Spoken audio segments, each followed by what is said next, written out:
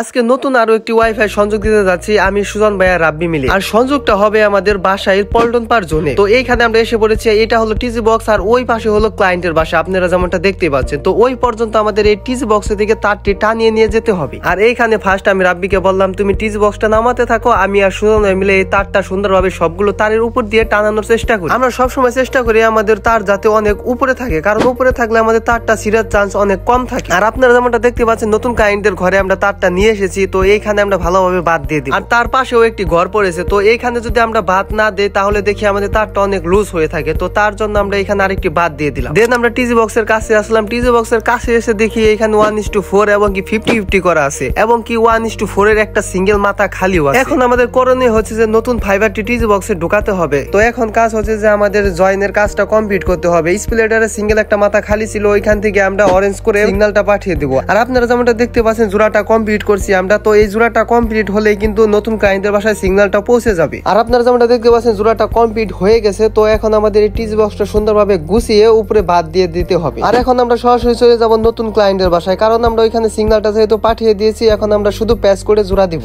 তো যেহেতু আমরা ওইখান থেকে অরেঞ্জ করে সিগন্যালটা ছেড়েছি, তো এইখানে আমরা অরেঞ্জ কোডটা বাদ দিয়ে আর 3টি কোড আমরা এখানে গুছিয়ে নেব। তো এখন আমাদের কাজটি হচ্ছে এই কোডটা ভালোভাবে পরিষ্কার করে মেশিং এ বসিয়ে দেওয়া। তো একইভাবে প্যাচ কোডটা পরিষ্কার করে আমরা মেশিং এ বসিয়ে দিয়ে দেখতে পাচ্ছেন জোড়াটা কমপ্লিট করেছি। আর এইখানে সিগন্যাল এসেছে 20। তো এখন সিলিভারটা আমরা হিট দিয়ে নিয়েছি যাতে এই জোড়াটা কখনো ছিঁড়ে না যায়। আর এই পাশে ক্লায়েন্ট আমাদের বললো যে আমাদের রাউটারটা বাইরে দিয়ে দেন। তো সুজন ভাই দেখতে পাচ্ছেন বাইরে রাউটারটি সেট আপ করে দিচ্ছে। আর আমি আইপিটা ক্রিয়েট করে রাউটারটা সেট আপ করার পরে দেখি নেট চলে এসেছে। আইএসপির সকল ধরনের ইনফরমেশনের জন্য চ্যানেলটা সাবস্ক্রাইব করে রাখতে পারেন।